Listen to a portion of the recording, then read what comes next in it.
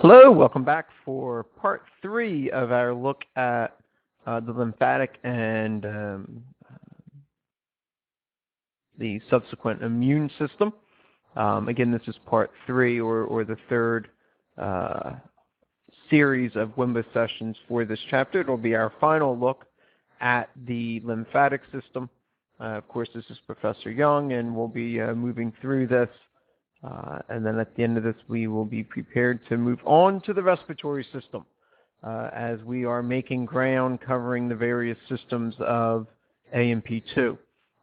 We spent some time talking about these broad-ranged mechanisms to try to really alert the body when foreign invaders, if you would, were entering into the body, whether it was an allergen, whether it was a bacteria, whether it was a virus, whatever it was. And these first lines of defenses are really there to detect and alert. They are to detect something coming into the body. They are to detect what is in the body, or they are to prevent from getting into the body. Such as the skin and the mucus glands. They are there to prevent. First line of defense. Nothing's going to get through there. If it does, then things like leukocytes, your white blood cells, will then go ahead a lot of times through the lymph nodes alert the immune system that there are invaders, there are things that are not normally found within the body. They are there. Now what we begin to need to look at is what we refer to as the adaptive immunity system. This is part of the immune system that is really in charge of launching the attack to go ahead and destroy the subsequent invaders, the bacteria, the viruses, the allergens, whatever it is, and dispose of them. We consider this to be adaptive immunity because unlike what we've been talking about, which is this broad range, that they're kind of generalist, adaptive immunity is very specific. And it typically targets one strain or maybe a series of closely related strains of a particular virus and targets that and destroys them specifically. Adaptive because it can change. It can adapt as these viruses mutate and adapt as well. So we see this specificity for antigens, the ability to really distinguish itself from things that are not itself within the body. And there's this uncanny ability to remember previous encounters or previous attacks against these specific antigens, which really just simply leads to a quicker response in the future, which we want. We don't want a delay. We don't want the viruses to go ahead and build up this momentum. If you remember, in lecture, we referred to this as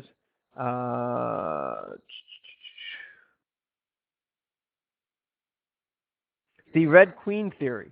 And the Red Queen theory simply is it's a play off of the Alice in Wonderland character, the Red Queen, where, she basically, everything's a game to her, and it's a never-ending game.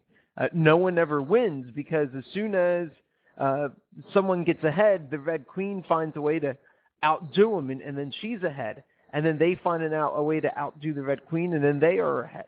And it's this progressive where no one is really ahead of the game for very long before they're outwitted. And this is what we see playing out with our viruses and humans. As soon as the humans develop these antigens, as soon as the immune system is able to fight it, the viruses typically will mutate. So that way they can still go ahead and invade. When they mutate, the body can adapt to that new evolution, if you would, or that new strain, and then it's ahead. And then the virus will adapt, and it's ahead. And the body will counter that, and then it's ahead. We've seen in recent years, and when I say recent years, I'm talking 10, 20 years, 30 years now, with the increased dependency of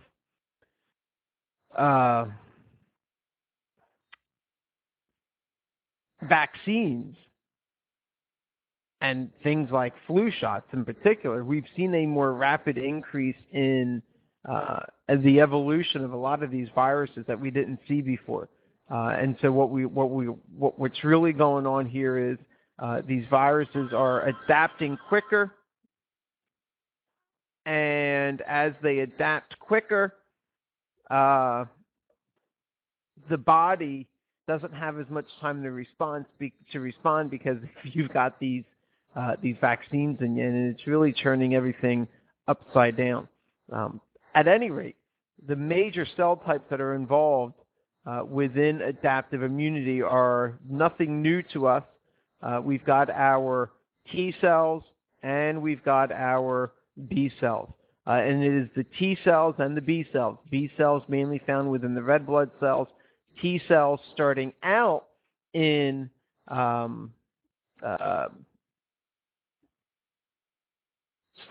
within the bone marrow, the red bone marrow, and then moving to the thymus where they complete their maturity and they get ready. So B cells we find within the red bone marrow. T cells start in the red bone marrow. They leave as immature T cells and then finish their maturing over in the thymus.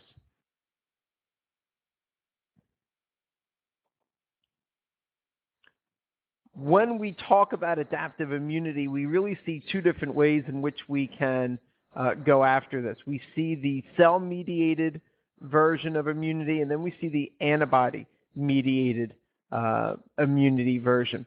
We're going to be spending quite a bit of time looking at the cell-mediated. We'll spend a little bit of time at the end talking about antibody-mediated because it's kind of the same thing, just with some differences in there. With cell-mediated immunity, it's kind of like hand-to-hand combat. The T cells are physically attacking the virus that has found its way into the body, and viruses, bacterial, fungus, whatever the infection is. But it's T cell to virus combat, if you would. Whereas on the other hand, the antibodies, the antibody-mediated immunity is using the antibodies to really do the attack. And those antibodies will basically shut down the virus or the bacteria or the fungal infection, whatever it is. So the antibodies are basically inactivating the antigens found on that particular pathogen. T cells are associated with cell-mediated. B cells are associated with antibody-mediated. So make sure you have a clear concept of that. T cells are specifically associated with cell-mediated, whereas B cells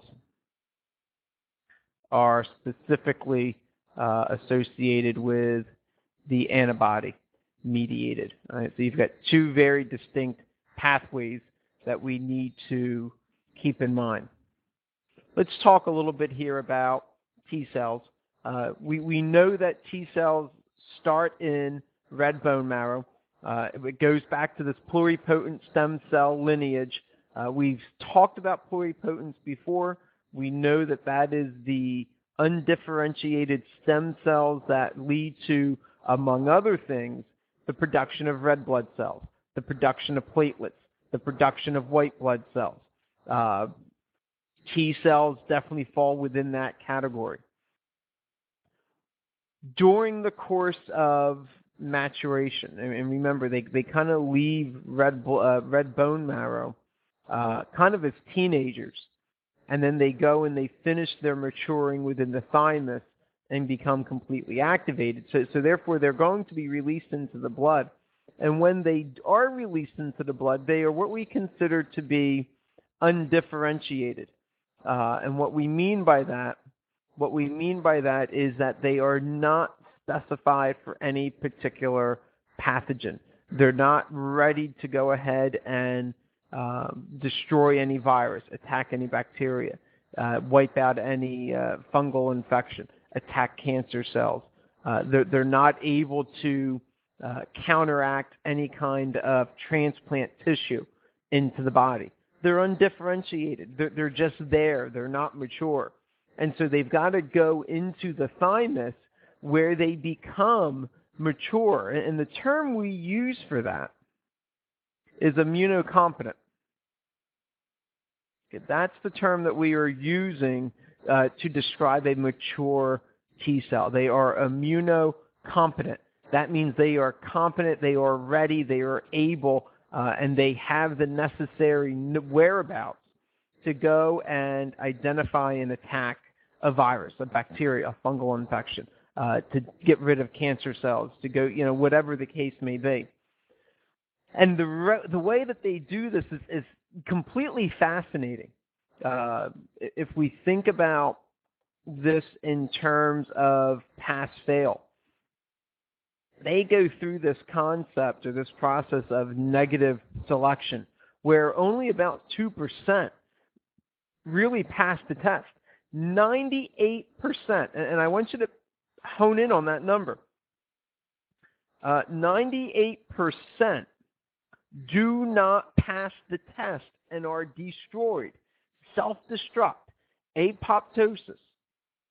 They're gone. Imagine if a course on campus had a 98% fail rate. Imagine a course on campus that has a 98% fail rate. That course probably would not be offered very long, or the instructor would not be around very long. It has a very high fail rate, but that is good. You want scrutiny at that level. You want to be over particular when it comes to the immune system. You don't want T cells that are not capable of being able to carry out the function. You don't want T cells that are going to be attacking other T cells instead of attacking influenza B. And so this high fail rate ensures that only the best of the best get through within T cells to become immunocompetent. When we talk about negative selection, what we are referring to is the fact that they are put through this test. And here's the test. If they don't react to the reticular epithelium, if they don't react to the epithelium found within the cortex of the thymus, or if they don't react to the self-antigens, if they do react to the self-antigens. So here's the two scenarios. Let me draw this out for you. We have two scenarios for testing. We have scenario 1 and we have scenario 2. Scenario 1 is if they don't react to the epithelium. All right. Now, when we talk about the epithelium, we're talking about the epithelium lining of the cortex of the thymus. If they don't do that, or if they react to self-antigens, in other words, if they react to the antigens that are found, one second. If they react to the antigens that are on them, so if they are put in the presence of antigens that they have on them and they react, if they do one of these two things, the outcome of that is death.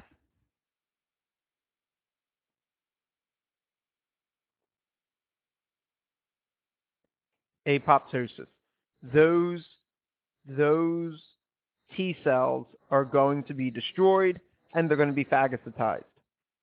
The remaining The remaining get passed on. So the 2% that are making it,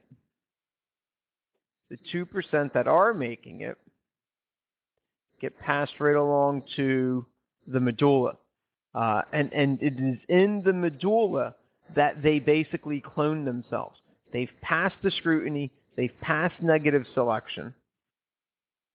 They're passed on to the medulla of the thymus, and they begin to make identical clones of themselves with the ability to respond to specific antigens.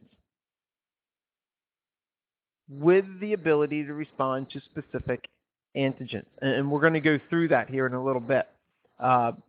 Once they've cloned themselves, they will leave the thymus and they will basically set up camp within the lymphatic tissue, whether it's the tonsils, whether it's the spleen, wherever it is. They're going to set up camp within those specific areas. Now, on the flip side of this, B cells do the same process, except all of this happens within the red bone marrow. All right, and then here's the little catch here: self-tolerant B cells produce surface receptors for the antigens.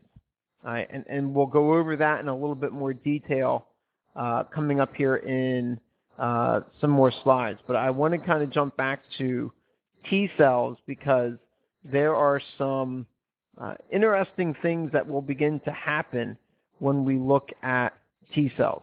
And so I want to go through that with you next, and then we'll come back to the B cells towards the end. APCs, and I want you to get used to this term because I don't feel like saying antigen-presenting cells constantly. So when we talk about antigen-presenting cells, we're talking about APC. APCs are basically cells that are going to be found within the lymph nodes and the lymphatic fluid, and they aid T cells in identifying the pathogens. Whether it's a virus, a bacterium, a fungus, whatever it is. And the way that they do that is by relying on this little detecting wand, if you would, that sticks out of the APC. And that little detecting wand is referred to as the major histocompatibility complex, or MHC. And again, these are little detecting wands that are found on the surface of the APC. They have the ability to label every cell in the body. They will mark every cell in the body as being your own. So that way, when it comes across a cell, it knows that it is you. It knows that it is you. It knows that it is not a cancer cell. It knows that it is not a fungal infection. It knows that it is not a bacterium or a virus. All right. If it does find an antigen, those antigens are engulfed, they're broken down, and then they're brought over to the T cells for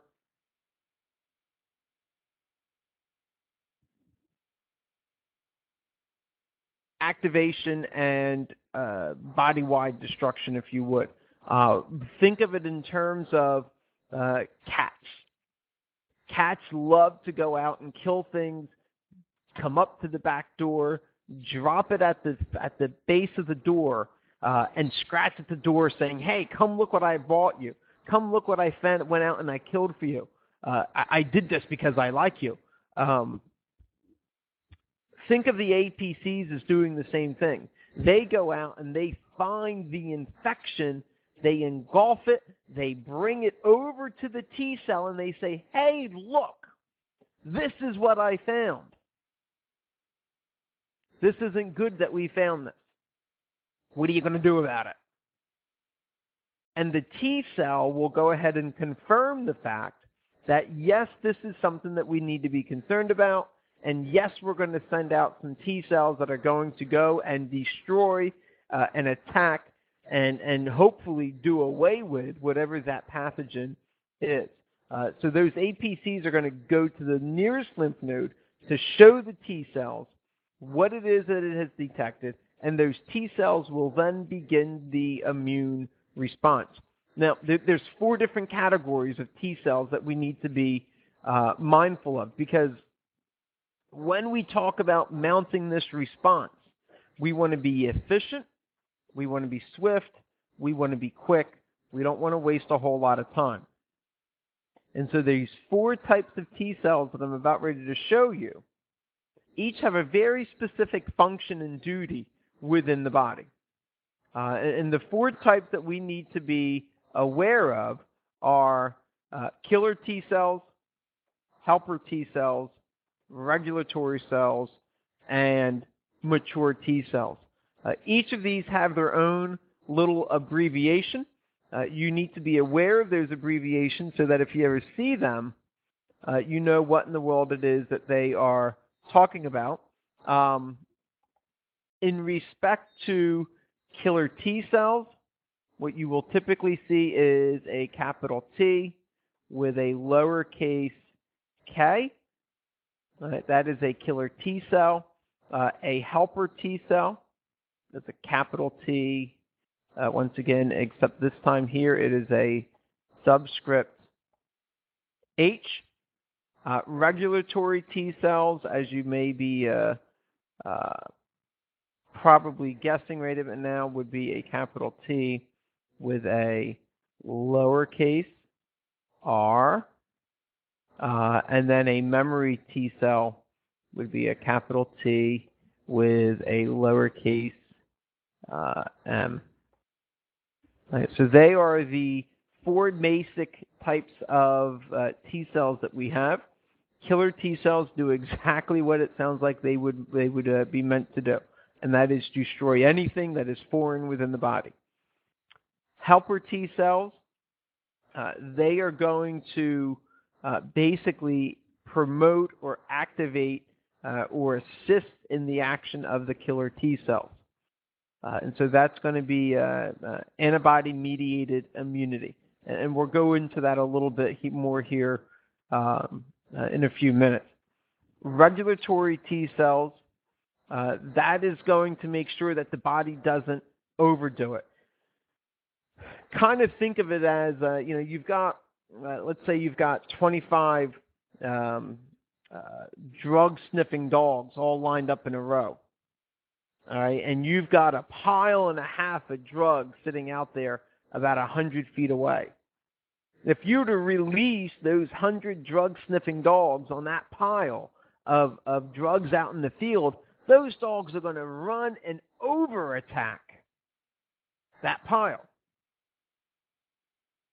What the regulatory T cells do is they would limit that. It would be like the handlers of those dogs saying, you know what, we only need 2 dogs to run out there. And so 2 of them will release instead of having all 100 of those dogs run out there.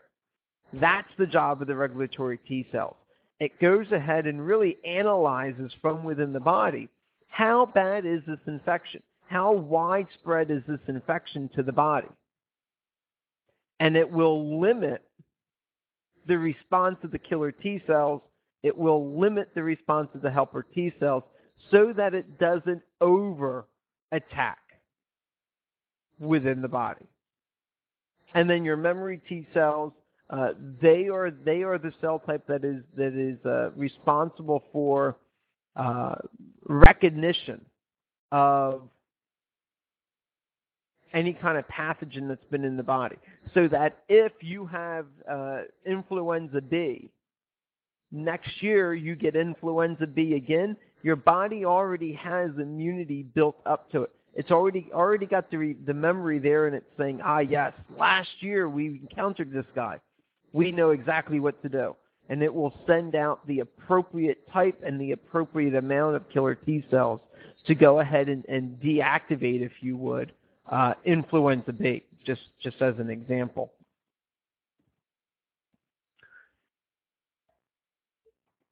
When we look at exactly how these killer T cells and helper T cells do this, we have 3 stages that we need to be mindful of. We have recognition, we have the reaction, and then we have the remember.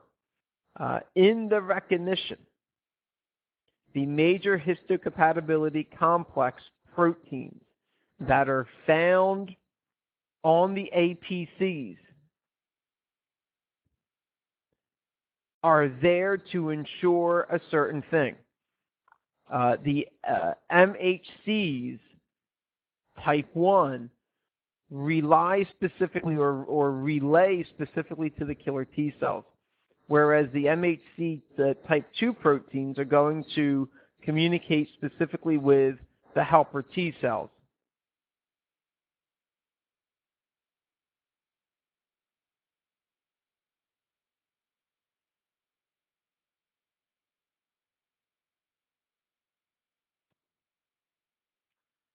The MHC type 2 proteins specifically work with the helper T cells. What's the difference, you ask? The difference, as we will see here in a couple minutes, is the response and how exactly these 2 types of T cells deal with or support one another in the infection that is in there. And then, of course, you have your memory T cells, and that's the remember part of this. Again, we'll get there. But for right now, you just need to make sure that you are well aware that we do have 3 major stages. We have to recognize the infection. Once we know what that pathogen is, then we can react. And while we are reacting, someone's got to be remembering what this sucker looks like so that we don't have to go through the issue of recognition again. If it's here, we see it, we know it's valid, we can go right into the reaction stage. And so we have a series of slides here that we're going to be looking at that's going to make this into a nice little pretty picture for us. The backup system, if you would, to this whole thing is found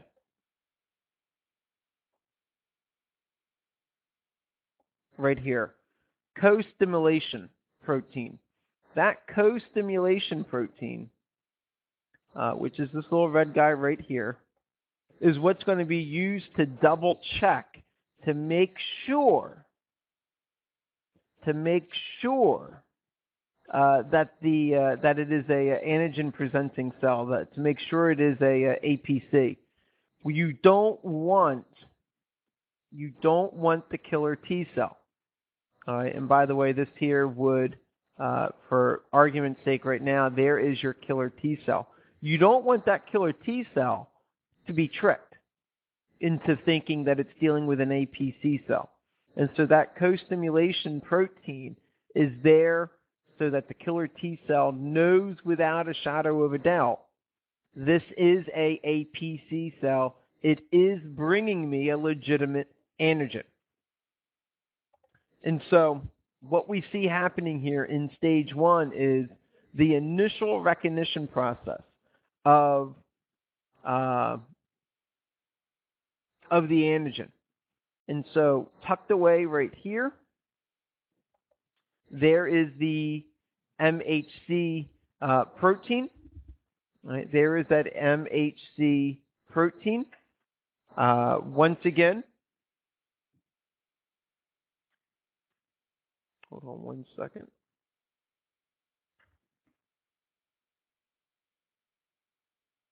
MHC, again, remember, stands for that major histocompatibility complex. Major histocompatibility complex. And that is the site where the antigen will be stored at. That's where it carries it over to the killer T cell. So that's stage 1. The killer T cell says, yes, this is a antigen. In step 2, the co-stimulation protein is also checked by the killer T cell, or the helper T cell, as the case may be. And that is what you are seeing happening right here in this area. So right there in that area, you've got your MHC protein or complex down at the bottom, and then the red is your co-stimulation protein. It is also inserted into your killer T cell, and it is making sure, double checking, that this is definitely an APC cell. Stage 3, once it is confirmed that the APC cell is carrying a legitimate antigen from a infection, from a pathogen within the body, then what we see here is 2 very distinct responses. And we can draw the line, or we will draw the line right down here that will separate out the 2 responses. Over here, you've got one response, and that response is cloning. That cell will then begin to rapidly clone itself. It's been given the antigen. It knows what is in the body. It's ready to mount the attack. It's got to replicate itself so that every cell that comes after it that's being formed from it is aware of the antigen that it is looking for within the body. If this is a helper T cell that's doing this, it's going to clone itself into all helper T cells. If this is a killer T cell in which it's doing this in, it's going to clone itself to be all killer T cells. But some of these killer T cells or helper T cells will become what we see over here, which are the memory T cells. Remember, we have to have some of these cells that are strictly in charge of cataloging what is in the body. So that way, if this antigen is found within the body again, it can go. What will basically happen is these cells right here. Now, think about this. This is fascinating. Think about this. These memory T cells right there, they're just kind of hanging out in the body. They know the antigen that they are responsible for remembering. It's kind of like if you're on your cell phone and you have to remember a phone number, and there's 2 people in the car with you, and you don't have a piece of paper or a pen to write on. How many times do you go to that person sitting next to you and say, "Hey, listen, I need you to remember these 3 numbers. 777. Don't forget those 3 numbers. Hey, I need you to remember these 4 numbers. 5551. 777 5551. 777 5551. 15 minutes later, you go and you need to call the number. Ah, man, I can't remember that number. Hey, what was the first 3 digits? 777. Geez, what was the last 4 digits? 5551. Those memory T cells do that exact same thing. They remember the pathogen that is found within the body. And when they encounter that again, or when that antigen is needed again, bam, those memory T cells are there to start cloning themselves. So the response is immediate. The response is immediate in that aspect. So that's the purpose of those memory T cells.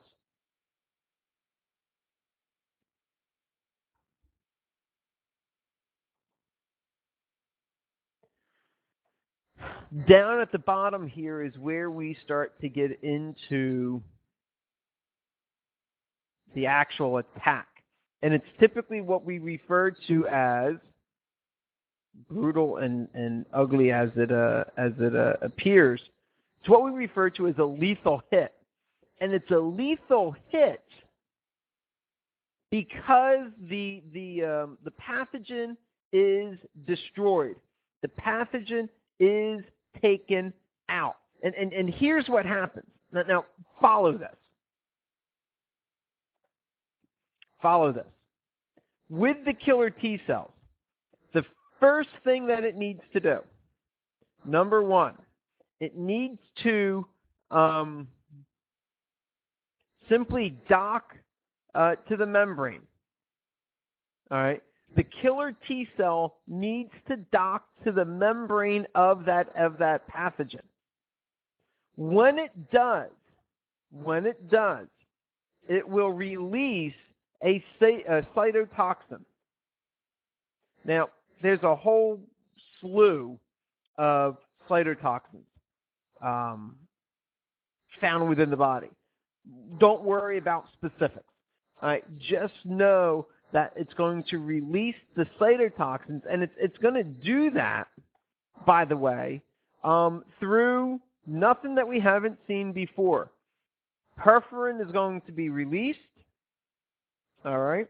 Remember, perforin is that little old cylinder that's going to dock itself into the membrane.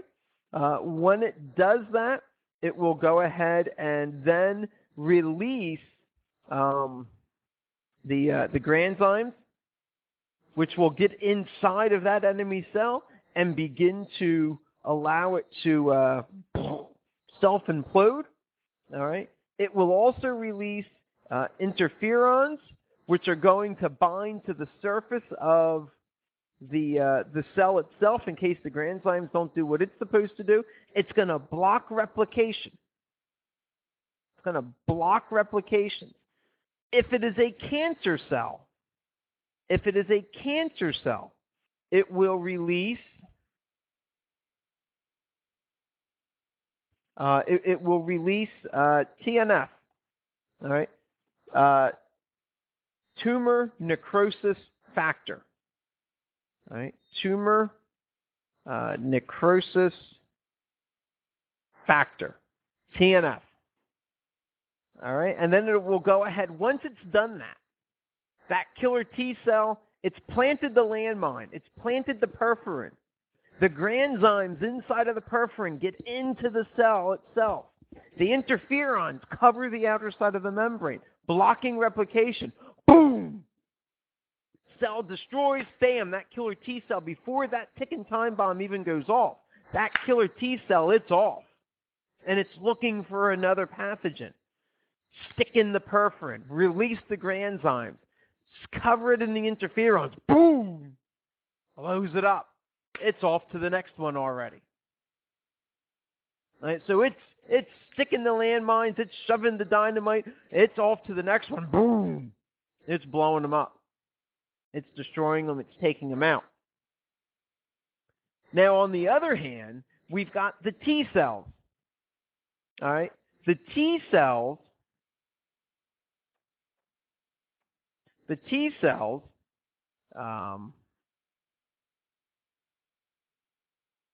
the helper Ts are doing something else. All right? They're releasing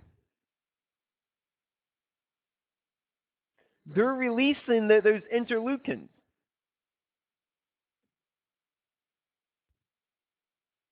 They're releasing those interleukins. All right? What do the interleukins do? I'm glad you asked. They're attracting those neutrophils. All right? The neutrophils are going to come in. They're going to help with phagocytosis. It's going to attract macrophages.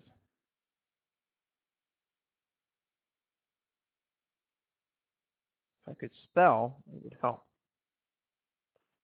Okay, they're attracting the macrophages. They're going to go in and they're going to clean up the mess. Right? They also, this is key, the helper T cells will also stimulate the T and the B cells. When we talk about stimulating T and B cells, in this little battle that's going on between the killer T cells and the pathogen, you're going to lose killer T cells. It's inevitable. It's going to happen. And so what the helper T cells is, it goes into that red bone marrow, and it says we need more T cells produced. We need more B cells produced. And it will go ahead and start to build up the supply, replace those that we are losing as just a natural course of this little war, if you would, that's been going on here. All right. And again, these memory T cells are there. If it encounters these guys again, it destroys it on contact. It doesn't have to go through all of this other stuff. It doesn't have to go through steps 1, step 2, and step 3. Bam, it destroys it on impact. It's there. And these guys are long-lived. These guys can stay within the body 5, 10, 15 years. These are long-lived cells. This is cool stuff. There's a lot of stuff we do in A&P. It's not cool. It's not exciting. But if you play this out as almost like a video game, and you picture yourself with your little controller in your hand, and you're going through, and you know you come up to the enemy, and the enemy's in this big old tank, and you got to find a way to blow it up, and so you go ahead, and you're this killer T cell, and you're going to shove the perforin into the tailpipe of that tank, and that's going to get in there, and it's going to gunk up the engine, and the interferons are going to be able to prevent any other soldiers from coming and rescuing that tank, and then you're running for the next tank to go find, and in the meantime, you turn around and you look back, boom! It blows up. Imagine what's happening with this. Put yourself in that place, and you'll understand this perfectly. Now, when we talk about, by the way, that was cell-mediated immunity, hand-to-hand combat. Now we're going to talk about antibody-mediated immunity. All right, and this is basically where our B cells come into play. The B cells hang a tag on the antigen, and it says, mark this one for destruction, please. And then other things come into play that's going to go ahead and destroy it. But the B cells, basically, it's like tagging trees that you need to cut down in the woods. Well, that's what your B cells are going to do. We have 3 stages, once again. We have the recognition, we have the attack, and we have the memory. So nothing there changes. But what changes more or less here is the response. Right? And it starts with, again, you have to have maturation of the B cells. And so that is what is referred to here as the immunocompetent B cells. Right? And those the B cells themselves are exposed to the antigen, and the antigen will bind itself with or to the B cells. And so this is what you're seeing playing out right here. All right, this guy right there, he is a B cell. The B cells are lined with receptors. And those receptors will bind to a specific antigen. I want you to look closely because you've got B cell 1, you've got B cell 2, and you have B cell 3. B cell 1, if you look at those antigen receptors, they are triangular. You look at B cell 3. Look at those antigen receptors. They are square. Look at the antigens floating around. Take a look at one of those bad boys. All right, take a look at one of those little antigens. Let's say this one right here. All right, that is a round antigen. That round antigen is not, under any circumstance, going to fit into B cell 1. It's not going to fit into B cell 3. And so the only obvious B cell it's going to be able to fit into is B cell 2, because it has antigen receptors that are round.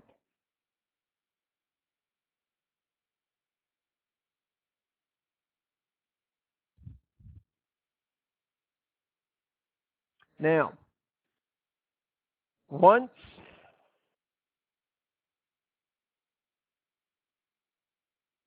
that antigen has been brought to the B cell, it will basically digest that antigen. It will bring in, it will absorb that antigen, and it will release what we refer to as a epitome. And we want to move to the next slide. It will release an epitome. That epitome, hold on one second, okay. That epitome is what you are looking at inside of the MHC2 protein. There's a little round guy there, and what basically that does is it allows docking, if you would, onto the helper T cell.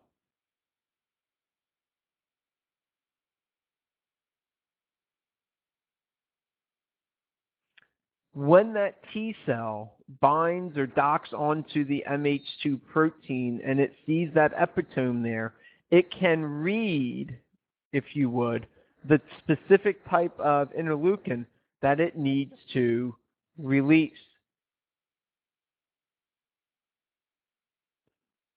Once those interleukins have been released, cloning can begin.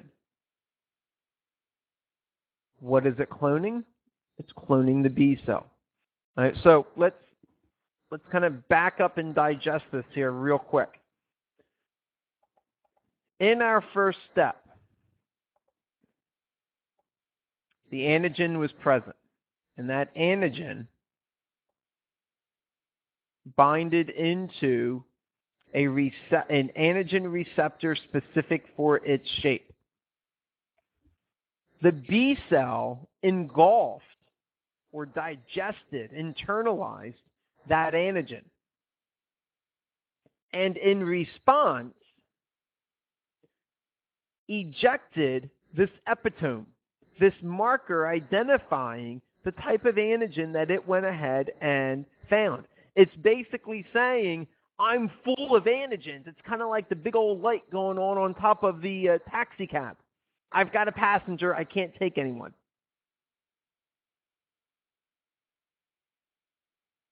That epitome allows passing helper T cells to be able to be notified so that it will say, hey, that B cell has antigens in it.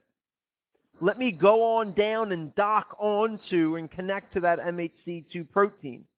Let me see exactly what kind of antigen it's got going on here. Once that helper T cell identifies and confirms that that B cell has a legitimate threat, it releases the interleukins, which will then allow the B cell to begin cloning itself.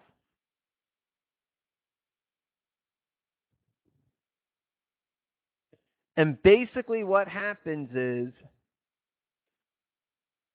that B cell is going to produce a buttload of identical B cells to itself. So now we are cloning all of these B cells. All of those B cells have the exact same directions, if you would, for the round antigen that has been detected. It knows exactly who it needs to go after.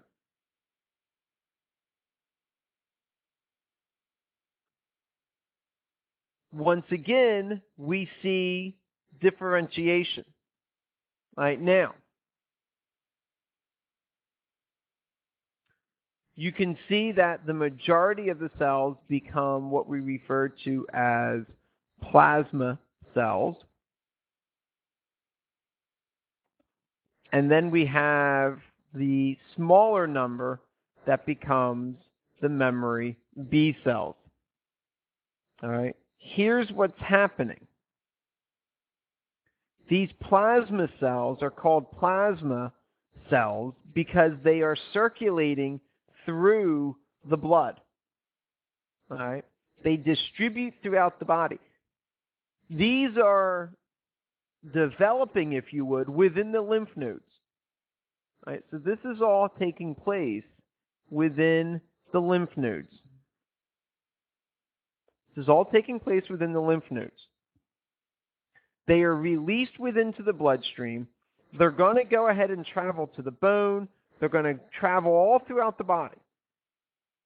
And they're going to release the antibodies for the specific antigen that they have found. Now, this isn't going to be ongoing, all right, because these plasma cells only last 4 to 5 days. They're only lasting 4 to 5 days. But within those 4 to 5 days, they are capable of secreting up to 2,000 antibodies. Right? They can secrete up to about 2,000 antibodies. And then you have your memory B cells. Right? Those memory B cells are there to simply be able to initiate a quicker response.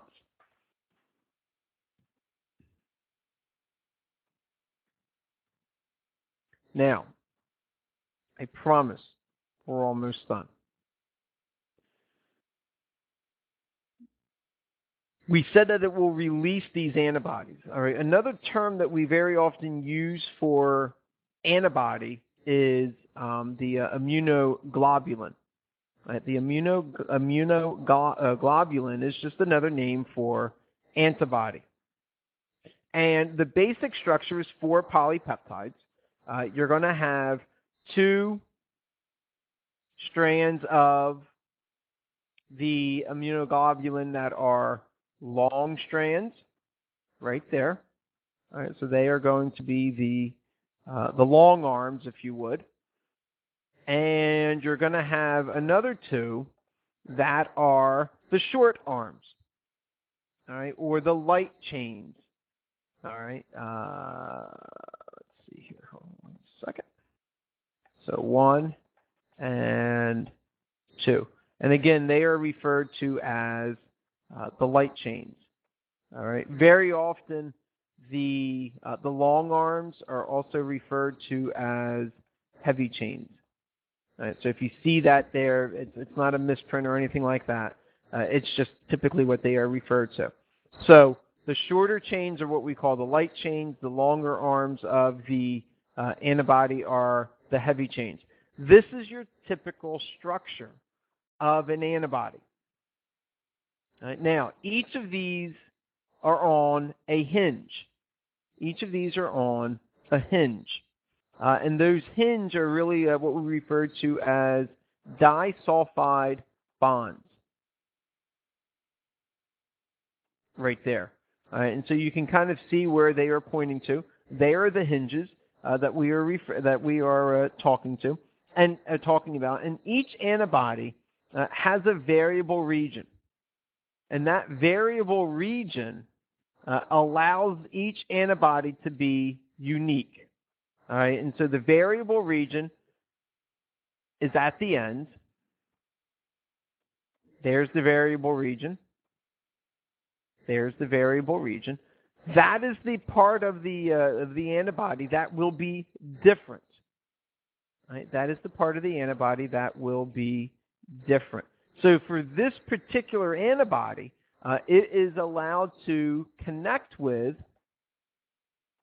if you would, it is allowed to connect with and bind with circles. All right? Because it has a oval type of connector at the end. The constant region that you see, which is right below it, the constant region here would be the purple and the green ends. is the same for each and every person. It has the same amino acid sequence. Everything is the same for everyone across the board. So every single person on the face of the earth, every single person listening to this WIMBA session, all have that same exact structure within the constant region. What will vary from person to person are those V regions. They are named for those V regions, we differ between those V regions. There are overall 5 different structures, or I should say 5 different types of antibodies. We have IgA, IgD, IgE, IgG, IgM. They are named that way, and what differentiates them is that C structure. It's that constant region. Right, so that's what these guys are really named for. And then overall, the human body is said to have about 10 billion to 1 trillion different antibodies. So these are the 5 classes. These are the 5 classes. But because of the variable area, each of these classes are going to have a multitude of different specific antibodies. And so D is going to have its own set. All right, and so you're going to have thousands upon millions of different types of antibodies for each of these 5 different classes. For each of these 5 different classes.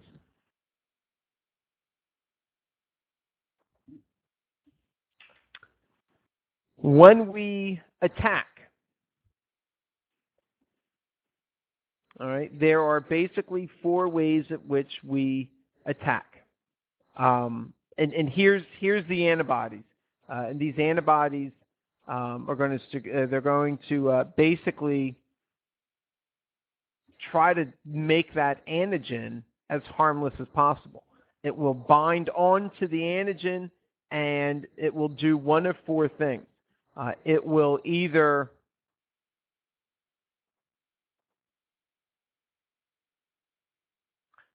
neutralize it in a process that we call neutralization. All right, and what that basically does is when we do neutralization, we are simply covering up part of the antigen. We are covering up part of the antigen. All right, so that way it is no longer a pathogen. It's no longer going to be harmful once you cover up and hide part of that antigen. The other way that we can knock out this bad boy is through a process of what we call complement fixation.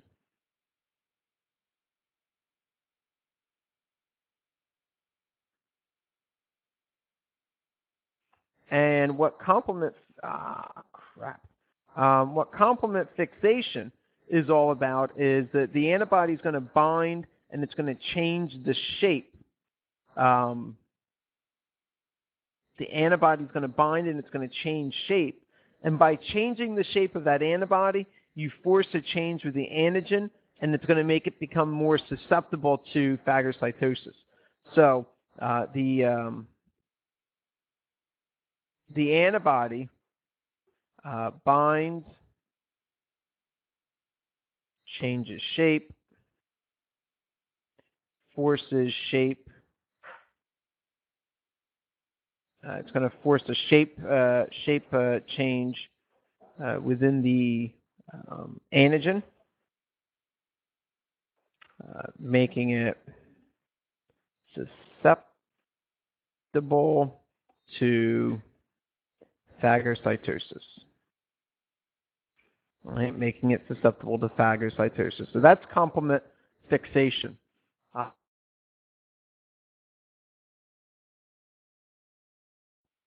Agglutination is another method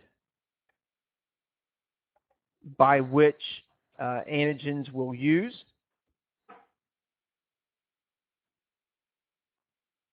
And when we talk about agglutination, well, I actually spelled it right. When we talk about agglutination, what we are doing here is we are having the antibodies lump 3 or more antigens together. And when you lump those antigens together in that sense, you render them useless once they're clumped together like that. They just can't function, and so you basically shut it down. And then the last time, the last thing that it can do is, I gotta find another color here. The last thing it will do is what we call precipitation. That does not mean it's going to make it rain within the body. Precipitation basically is going to be linking the antigens together. It's going to be linking the antigens together, which makes them easily removed.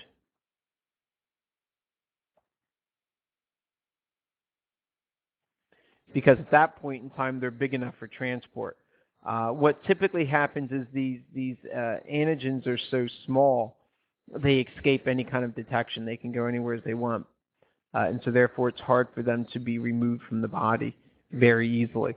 By linking them together and forming these long chains of antigens, they're easily detectable, and they can be escorted right on out of the body, typically through the urine system or through feces. Typically, it's the urinary system, though. And so you have 4 major ways of making or rendering antigens useless. Neutralization, which is going to be covering up part of the antigen. It neutralizes it. It makes it ineffective in doing anything to the body. Complement fixation. The antibody binds to the antigen. The antibody changes shape, which then squeezes and forces a shape change within the antigen. And then that makes it more susceptible for phagocytosis, so that, let's say, a neutrophil can come on over and more readily and easily capture that antigen and then engulfs it, breaks it down, and disposes of it. Agglutination, clump them together. If you clump them together, you're covering up parts of them, you're going to make them ineffective. And then precipitation, linking them together, scattering them throughout the body and getting rid of them. So they are the 4 means by which we can go ahead and through B-cell mediated or antibody-mediated attack, if you would, there are the 4 major ways that B-cells are going to be doing that. And again, it all has to do with those antibody receptors that are found on the surface of the B-cells. Last thing I want to touch on, and that is memory here. Typically, after the first exposure to an antigen, that reaction is what we call the primary response. Right, this is what we refer to as the primary response.